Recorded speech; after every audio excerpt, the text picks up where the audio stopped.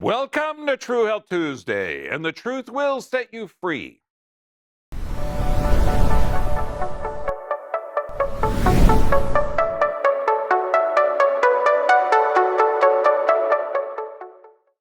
Today, how would you like to know how to end a pandemic? Okay? And so that we can just start living again. Because honest to God, if you're walking around scared of everybody, you're scared of social distancing, you're freaked out about washing your hands, about everything else, you're dying a little bit every day. So we have to get our world back. Okay, so we're going to go over a step-by-step plan on how to end the pandemic, because this is not the only pandemic that we've ever had. But first, I got to give a shout out to my brother-in-law. He left the planet for Christmas, and his name's Jesse James. And it just, if you could have met him, and those of you that have, know what a special guy. This guy had flair, style, grace, and just friggin' opinions up the yin-yang. And you know where the yin-yang is. But this Jesse and my sister, they were so in love for over 20 years. I think it's 26 years, that we called them the Schmoopies. And it's just, if you got a good spiritual view of the world, you know that people that have died, their energy is still here. And so, just God bless you, man. I'm glad you're out of pain and you're on the spiritual aspect. But brother, I'm always going to miss you. You're just amazing, amazing guy. My life is blessed to have known him for such a short time. I only knew him for like 30 years. Now, all of the information we're going to put on is Dr. B VIP, because some of the information we have is not approved by the Ministry of Truth. And if anyone knows what the 1984 movie is about, or the book was about, the Ministry of Truth was full of lies. Extreme Health Academy. Please get on there. You're going to find a community of people that have recovered, real people, real solutions of virtually every kind of disease. And it is such an amazing group. And I'm on there once a month doing a webinar. Now, let's get into this, because it's kind of exciting now. Because with the pandemic, the CDC just came out and they're shortening quarantine times. Yes, that's true. So, the U.S. Centers for Disease Control, reversal of a previous recommendation, cut the number of days isolation for Americans who contract COVID from 10 days to 5 days, regardless of vaccine status. Those that close contacts need a quarantine. Latest guideline, more evidence. Okay, now let's go on. And this is Rochelle Walensky, director of the CDC, quote, "Not all of those cases are going to be severe. In fact, many are going to be asymptomatic," she told Newswire. "We want to make sure that that there is a mechanism by which we can safely continue to keep society functioning while following the science." Amazing. End of quote. Following the science. I mean, there is a special place in hell for people that have utilized that to browbeat, shut down businesses, shut down churches, shut down everything for quarantining people with no symptoms. Now, you may have heard, and you will hear coming up, because there is going to be more and more of a panic on hospitals are overcrowded. Hospitals are overcrowded. Well, let's cut the BS right now, because hospitals are a business. Now, if you have a hospital, okay, that has 100% capacity all the time, that is not good, okay? If you have a hotel that has 100% capacity, that is not good. Because people that have to come into a hotel, they'll be turned away and you're going to get a bad reputation. Same thing with a hospital. Most high-end hotels like to function at around 75 to 80%. Now, hospitals, if you're at less than 85%, you got to let nurses go. If you're more than 85%, your hospital can get a bad reputation. So when you know that there's called a seasonal flu, anybody in here ever remember the flu? I know, no, you got to think way back to 2019.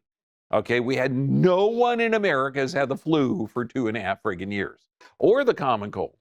Okay, so in seasonal, because flus are seasonal, they go up and down with the season.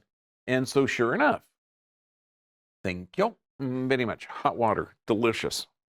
Okay, seasonal there's always an increase in the wintertime in hospital utilization. So don't let the media suck you into this. Now, let's look at this British Medical Journal article. Okay, and the title of the article is "The End of the Pandemic Will Not Be Televised." Now, this is one of the oldest, most respected medical journals on the planet. We have to go through this because we have to cut through all of the crap. This is a medical journal talking about the pandemic. Instead of looking at the fear and ignorance that's perpetrated by your relatives, your family, because they're looking at the constant ticker tape, let's look at what the British Medical Journal has to say. As the year 2021 started, the COVID-19 pandemic seemed to be receding. Discussions and predictions about opening up, return to normal, and achieving herd immunity were in the air. But for many, the optimism receded as cases and deaths surged in India, Brazil, and elsewhere. Attention to variants, SARS-CoV-2 variants, and most recent, the emergence of Omicron. It just seemed to be on the horizon. It was interrupted by a foreboding that the pandemic could be a long way from being over. Are you scared yet? Okay. Unlike any previous pandemic, COVID-19 has been closely tracked through dashboards that aim to show the real-time movement and effect of the coronavirus. They track laboratory testing metrics, hospitals, intensive care admission, transmission rates, and most recently, vaccine doses delivered. These dashboards and panel number statistics, epidemic curves, heat maps have dominated television, computers, smartphones. At their core is the allure of objectivity and data to grasp into the midst of uncertainty and fear. They have helped populations conceptualize the need for a rapid containment and control, directing public sentiment, fueling pressure for countermeasures, and maintaining an aura of emergency. They offer a sense of control when cases are coming down and certain countermeasures, but they also drive a sense of helplessness and pending catastrophe as cases rise. Okay, so are you sufficiently panicked yet? I'm trying to maintain a level of intensity and fear while I'm reading this, okay, because there's not a ticker tape. Think of this, every ticker tape, every thing from Medscape that I've read for the last year and a half, every news article, every television program, every billboard on the freeway is advertising this. So what do we want to do? We want to look back at the worst pandemic the world ever saw in recorded history. Okay, not the Black Death. Okay, let's look at the 1918 one. Okay, because this seems to be it. And this is also out of the British Medical Journal article. In 1918, the pandemic's first wave was mild and attracted relatively little attention. In response to the second wave that scorched its way around the globe, some cities in the U.S. implemented non-pharmaceutical interventions, such as school closures and restrictions on public gatherings. Most of these countermeasures were relaxed within 2 to 8 weeks, and the disruption of social life was relatively short-lived. I'm going to stop right there for a second. The worst pandemic in modern history was 1918, and that's what they're talking about. They shut down the schools for no more than 2 to 8 weeks. We're 21 months into this, okay? The psychological damage, the harm of social distancing, the lack of risk-benefit ratio. Now think of this, with everything in the world, there is a risk and there is a benefit, okay? Do the benefits outweigh the risks, okay? Now, do the benefits of covering your face with a mask, okay, the psychological harms, rebreathing in your own waste, okay, the lack of connection with societies, okay, is that worth it for your protection? Okay, we're going to get into the science in the second part because these are questions that if you ask now, your video would be taken off, you would be labeled as fact checkers, okay? If we talk about social distancing, that this is the only virus with a tape measure, that 6 feet is really safe, and unless you're sitting down and eating, and of course, if you're sitting down eating, you got to have the mask off. If you stand up, you got to put the mask on. Now, are these measures based in science, or are they based in societal control? Okay, so these are the questions that I'm asking myself. If the 1918 pandemic was much worse, why did the measures last only a short period of time? John Barry, leading historian studying the 1918 pandemic, explained the whole thing was very swift. Unlike COVID, the stress was not continuous, noting that many places experienced several months of relative normalcy between waves. I'm going to stop there. He's not talking about Texas, South Dakota, and Florida. Okay? Okay. Let me explain to you folks. Texas, South Dakota, and Florida are free states. Okay? I'm living in California and in New York. You have to have the vaccine passport to do just about everything. So we are at a level of insanity that's in new worlds that they didn't do back in 1918. New York and Chicago, two of the country's largest cities, never closed their schools despite Chicago schools reaching an absentee rate of nearly 50%. Where schools closed, they stayed shut for a median of 4 weeks. Again, let's look at the risk-benefit ratio. Closing a school, are children at risk of this virus or the virus in 1918? Wouldn't you like to know what's the psychological harm of your child staying at home? What's the psychological and physiologic damage of a child wearing a mask? What's the benefit of a child wearing a mask? Do the benefits outweigh the risks? Are you intelligent enough to ask that question? Are you intelligent enough to look at the answer? Or do you just want to follow the authorities and whatever they say you're going to put on your child? Well, wait, that's a bad reference. So let's look at back in 1918. Okay, clean water was responsible for the biggest decline in infant mortality. Clean water also appeared to have led to a near eradication of typhoid, pneumonia, tuberculosis, meningitis, diphtheria, croup. Clean water technologies are the most important public health. Now, in 1918, they didn't have these kind of technologies. They didn't have refrigeration. They didn't have a road system, okay, that could get fresh fruit up there. So it was a totally different environment. But of course, also, they didn't have the technology to continually panic the public. Now, life expectancy, you might say, well, people were dying at 46 years old. That was the life. No, that's not true. Let's look at this article. Benjamin Radford, human lifespans nearly constant for 2,000 years. Now, lifespans. Life expectancy is different than a lifespan. Expectancy in 1907 was 45.6 years. Now, think of that. If you have twin boys born in 1900, one dies at birth, one lives to 90. What's their life expectancy? Okay, 45 years. Two kids, one lived to 90. Okay, statistically accurate but meaningless. It has no bearing on it. The fact that maximum human lifespan, a concept often confused with life expectancy, has remained the same for thousands of years. How do we know? We have data going back to 300 BC. I mean, beyond that too, but we actually have hard data. And I love this.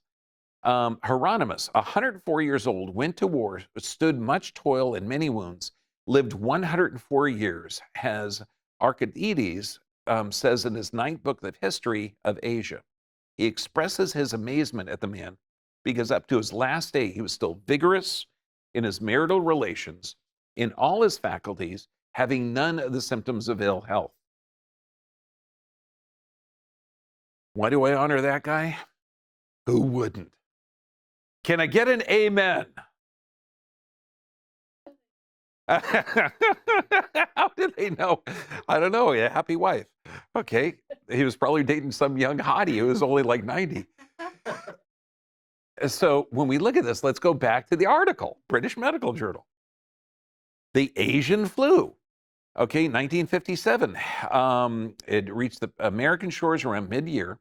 Over the course of the next 9 months, which included 2 waves, 1957 and 1958, 80 million Americans were bedridden with respiratory diseases. 80 million. That doesn't mean 80 million died. Okay, but look at it just in perspective. There were only 178 million Americans. Okay, and 80 of them, almost half, were down, sick, bedridden. Now, is that happening in this current COVID crisis? No, not even close. By late October, college matches around the country were being canceled because many players were ill. Team managers scrambled last-minute replacements, and no major contests were canceled. Without fanfare, 2 years, the Asian flu virus was quietly picking off everyone it missed the first time. See, when you get exposed, you might be able to develop an immune system response, but not everyone's going to get exposed. Estimates currently are over 100 million Americans have been exposed, recovered, and are fine. Earlier that year, it was estimated 20% of school children in Los Angeles, or around 120,000 children, and 15% of industrial workers were absent with influenza. 1957. Okay, now when we look, the Hong Kong flu, 1968, and I know what you're thinking about. You're thinking about Woodstock. Yeah, no, we don't call it Woodstock. Okay, we call it super spreader. Okay, a decade later, that's only if we had these little portable devices with the continuous ticker tape. A decade later, another pandemic arrives. Officials later estimated killed 1 million people globally, but its impact on public health, interventions, and social life was minimal. The episode was not significantly deadlier than a typical bad flu season, noting that people who lived through it even knew it occurred. Historian, at the height of the outbreak in December 1968, New York Times described the pandemic as one of the worst in the nation's history.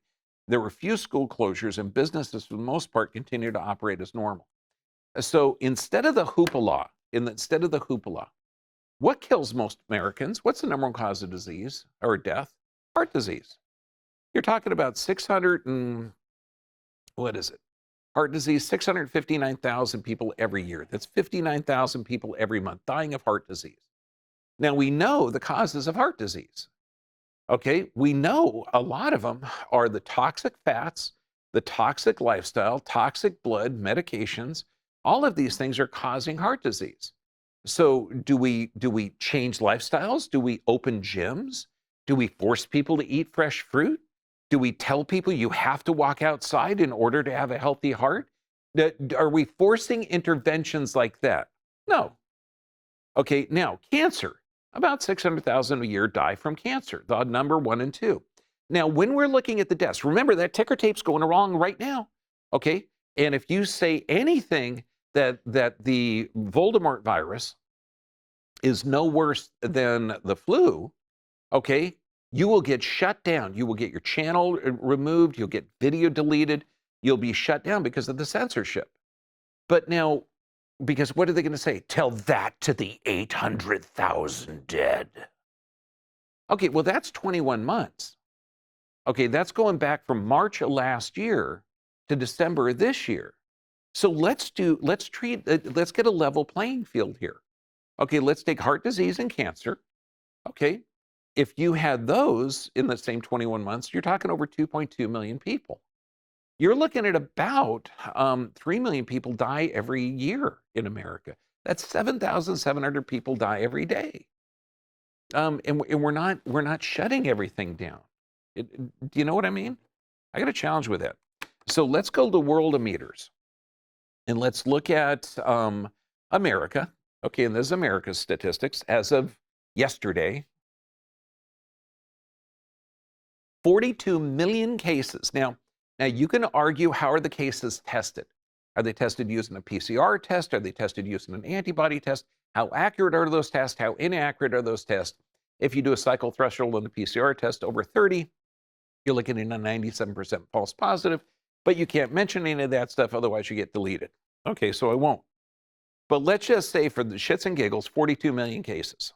Okay, 41,200,000 recovered. That means that a good hunk of this, 98% of the people that get this, recover. 98% of the people that get this recover. Okay, that means 2% don't. Now, in my world, I would look at those 2% and say, wow, did you guys have any comorbid conditions? Or could the numbers be off? Wouldn't, I mean, we're just talking common sense. Okay, just common sense. Because I know for one thing, I've been in practice over 20-something years. Okay, I think it's like 23 years now, 24 years. And I haven't had one person come in with a cold or flu in about 2 years. It's always COVID. I was diagnosed. Okay, so let's go way back, and this is going to be tough for a lot of people, to March 24th, 2020. March 24th. Every doctor in America got this letter that says, look, we have to drum up business. Wait, no, it doesn't say that. It's a new ICD-9 code. So now, if death certificates report terms such as probable COVID, likely COVID, new terms are going to be signed a new COVID TV or ICD-9 code.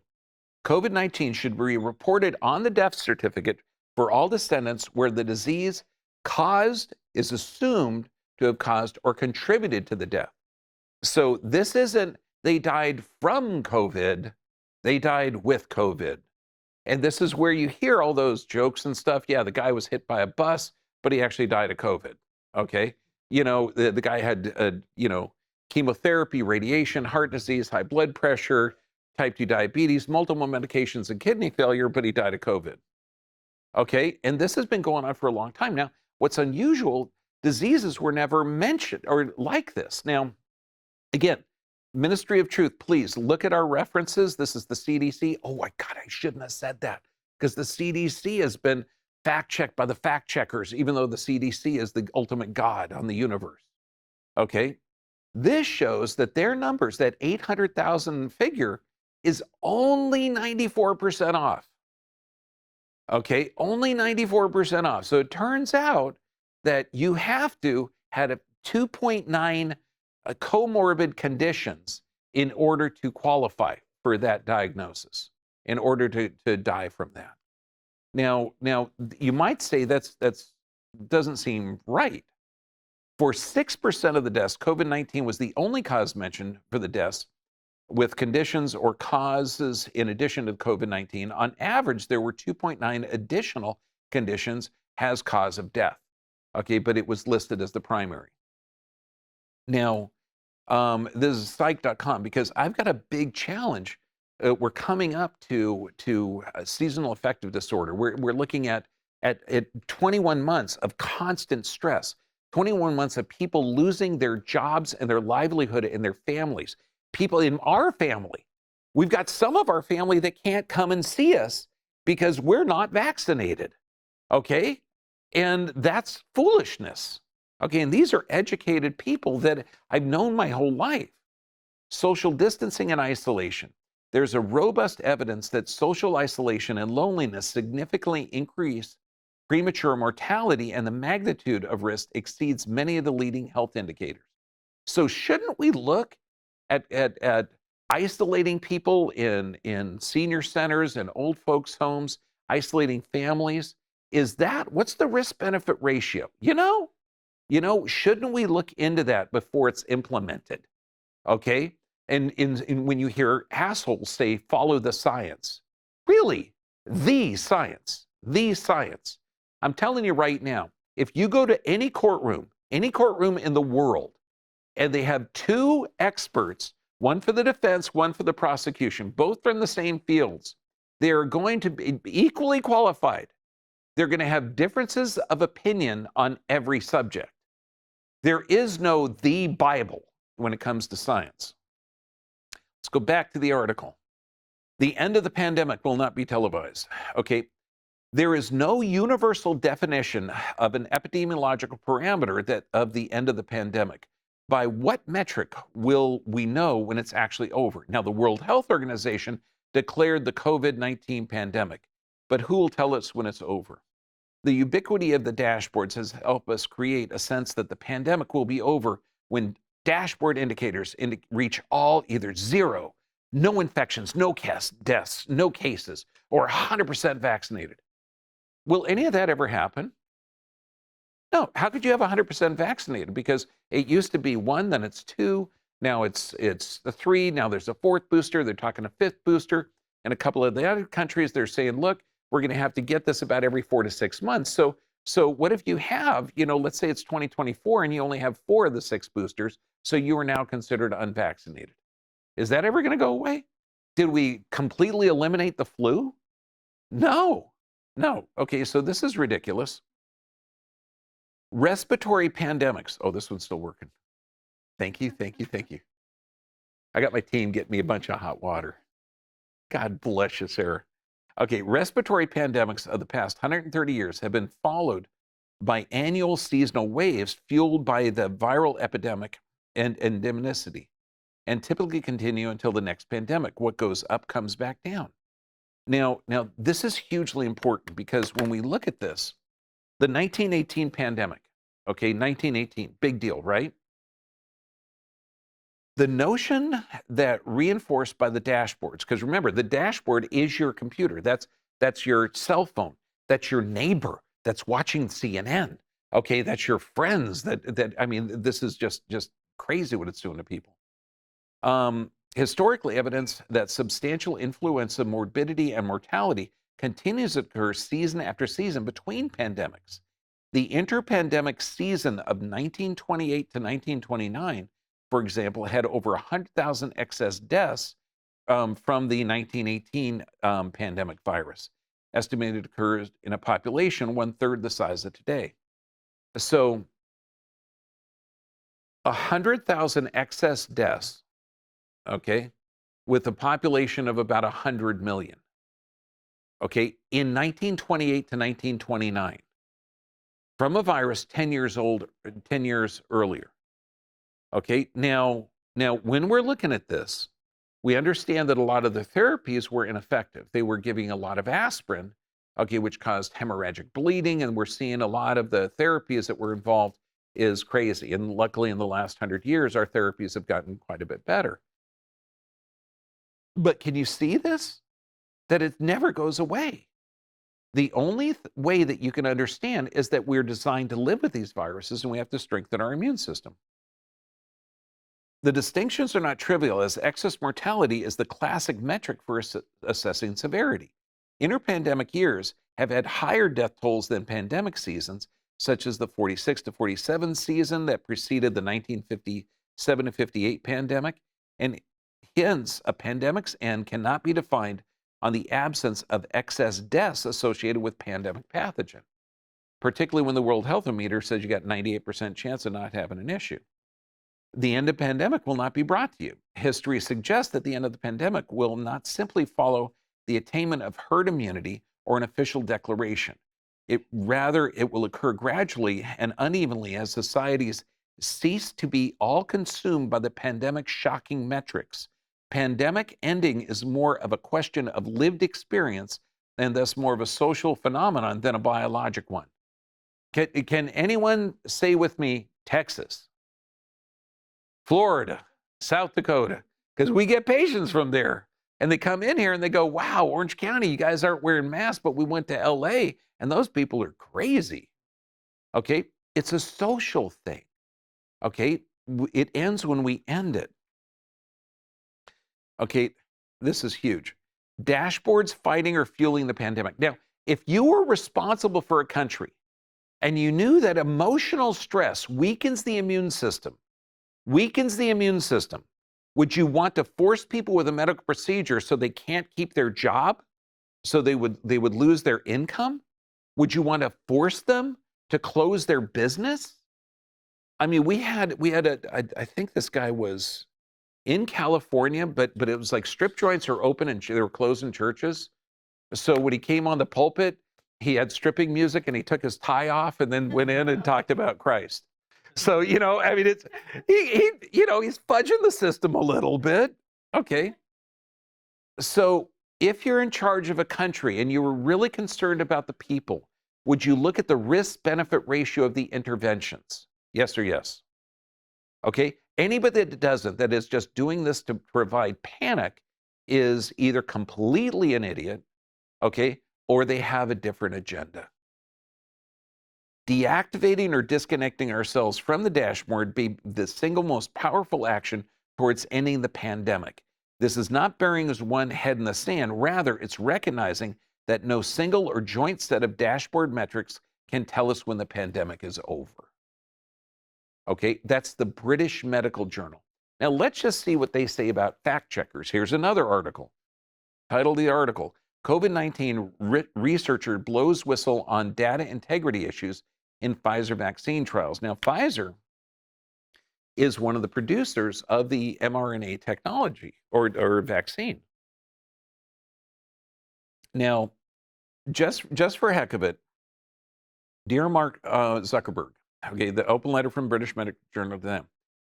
We are Fiona Godley and Kareem Abbasi, editors of the British Medical Journal, one of the oldest and most influential general medical journals. We are writing to raise serious concerns about fact-checking being undertaken by third party on behalf of Facebook and Meta. So we have, we're looking at a peer-reviewed medical journal, one of the oldest, most respected, and their job is to investigate certain things to make sure that it's accurate. So this is the data they have. In September, a former employee of Ventavia, a contract research company helping carry out the main Pfizer COVID-19 vaccine trial, began providing the British Medical Journal with dozens of internal company documents, photos, auto recording, and emails. These materials revealed a host of poor clinical trial research practices occurring at Ventavia that could impact the data integrity and patient safety. We also discovered that despite receiving a direct complaint about these problems over a year ago, the FDA did not inspect Ventavia's trial sites. The BMJ commissioned an investigative reporter to write up a story for our journal. The article was published on November 2nd, following a legal review, an external peer review, and subject to the British Medical Journal's usual high editorial oversight and review. Did they just put up, a couple of things? No. But from November 10th, our readers began experiencing a variety of problems trying to share our article. Some reported it unable to share. Many reporters having their posts flagged as missing content. Independent fact checkers say this information could mislead people. Trying to post the article on Facebook, people repeatedly shared it, had false information on it. We find the fact check performed by Lead Stories to be inaccurate, incompetent, and irresponsible. It fails to provide assertions that the BMJ article was wrong. Okay, it's a nonsensical title. Fact check: British Medical Journal did not reveal disqualifying and ignored report flaws in Pfizer COVID vaccine trials. It contains a screenshot of our article with a stamp over it stating flaws reviewed, despite the Lead Stories article not identifying anything false or untrue in the British Medical Journal. Think of this. They have somebody that's saying that the research of this forced vaccine, this untested, unproven, no FDA approval, emergency use authorization. And you might say, no, Comirnaty is it. Yeah, Comirnaty is not in production. They're trying to burn up the one that they already produced. Okay, and they're saying, look, there's a problem with the trials. So let's look at this. American Institute for Economic Research, the catastrophic impact of COVID forced societal lockdowns. Now, this is American Institute for Economic Research. Do you think negatively affecting the economy of America may negatively affect people's health? Yes or yes? The present COVID-inspired forced lockdowns on business and school closures are and have been counterproductive, not sustainable, and are quite frankly meritless and unscientific. They have been disastrous and just plain wrong. There's been no good reason for this. Stanford's John P. Ioannidis identified 36 studies, along with additional 7 preliminary national estimates, 50 pieces of data, and concluded that among people less than 70 years old across the world, infectious fatality rates range from 0 to 0.57, with a median of 0.05% across the different globe locations. Let me remind it again, 0.05%. Okay, if you read that in the other direction, because this is the people that's affected, okay, it will not positively affect 99.95% of the population. Can one even imagine an implementation of such draconian regulations for the annual flu? Of course not. Not satisfied with the current well-documented failures of lockdowns, our leaders are inexplicably doubling and tripling down to introduce an even hardening punitive lockdowns and constraints. The lockdowns are not based in science. Okay, there is no risk-benefit ratio. What's the benefit of locking down? Well, you have less physical contact with people. What's the risk of locking down? You have less physical contact with people. Okay, you have no social interaction. You have no job. You can't travel. And that we're seeing this now. Okay, childhood malnutrition. Again, this is one of the worst consequences borne by children. Some of the strategies to respond to the COVID-19, such as physical distancing, school closure, trade restrictions, country lockdowns impacting foods, child malnutrition, and this is out of the Lancet, and this was last year, 2020. It's time we take this back. The pandemic will never end until you end it. Okay, if you're wearing a mask in an area that you don't have to wear a mask, don't wear a mask. Be part of the solution, not part of the control. If someone says, well, I'm wearing a mask now because I want to respect people. Okay, great, okay. You can have that, victim mentality that you want to respect them and go down the rabbit hole. Because remember what happened in Germany. Okay, Jews couldn't buy bread after 5. Jews couldn't swim in the swimming hole, but there was other accommodations. What's happening in New York? Okay, you can't buy groceries. You can't go to venues. You can't go to anything else unless you've submitted yourself to an invasive medical procedure that's against, you should have bodily autonomy. If not, hey, open yourself up and it's not a slippery slope. Okay, we draw the line now. Okay, no forced medical procedures. Let's go back to what we had originally.